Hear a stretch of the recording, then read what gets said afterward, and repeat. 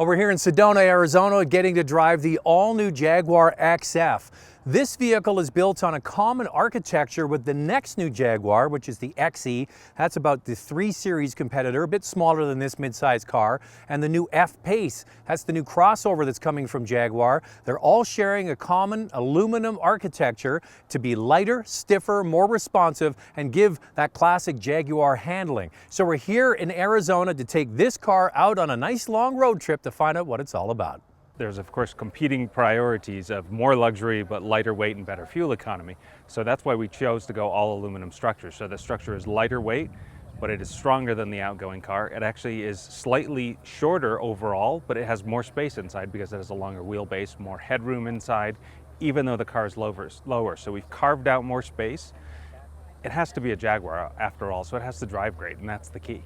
2 engine offerings at launch: a 340 horsepower supercharged V6 petrol engine, 380 horsepower in the S model, and that's a supercharged V6 as well. And then in the future, next summer, we should be introducing the 4-cylinder turbocharged diesel engine. So phenomenal fuel economy, great cruising car, and all the luxury and handling you'd expect in a Jaguar. Because Jaguar's making a smaller car, the XE, they decided to make the XF a little bit bigger on the inside, but the actual dimensions of the car are actually smaller.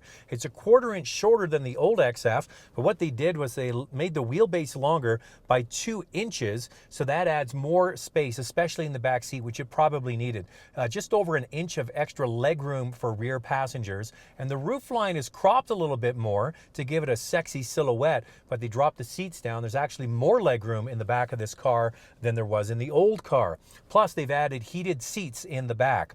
Then you look up at the front. Now, the one thing you might remember way back in 2007, the rotary dial for the transmission. The first car I can ever remember having that was the original XF, and it's right here front and center again.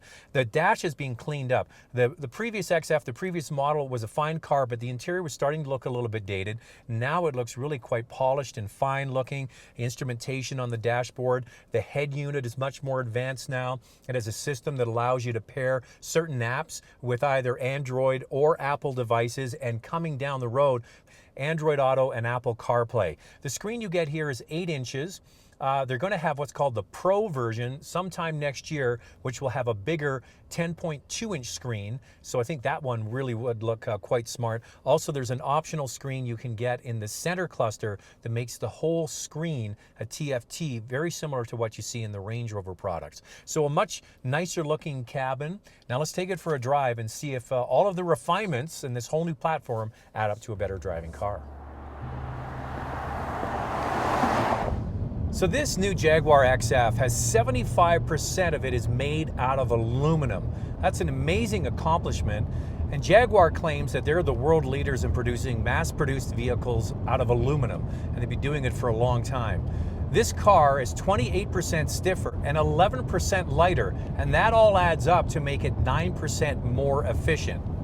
The weight savings is 265 pounds. Well, why does all of that matter? Because if you want a good handling car, you always want a lighter car. So this car is lighter, it's stiffer, and it has a fabulous suspension bolted onto it. It's got double wishbone up front, and it's got a more sophisticated rear suspension than you get in many of its counterparts. And under the hood, there's some nice options as well. The base model is a chunky 340 horsepower supercharged V6. If you get the S model, you go to 380 horsepower out of the same size engine. So that's quite a bit of power. But the big news is, coming in the summer of 2016, they're going to have a 4-cylinder turbo diesel available in the marketplace to compete with others in this class. It's going to have 180 horsepower, but 317 pound-feet of torque, which will make it a dynamic car off the line and get great fuel economy.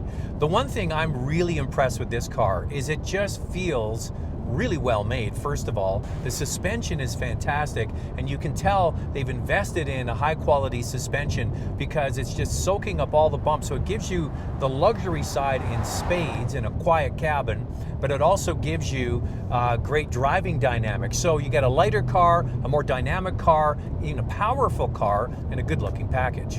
The XF comes standard with frequency selective dampers in the suspension, but it might be worth it to opt for the optional adaptive suspension that really sharpens up the ride and also lets the driver change from normal to sport and even track settings.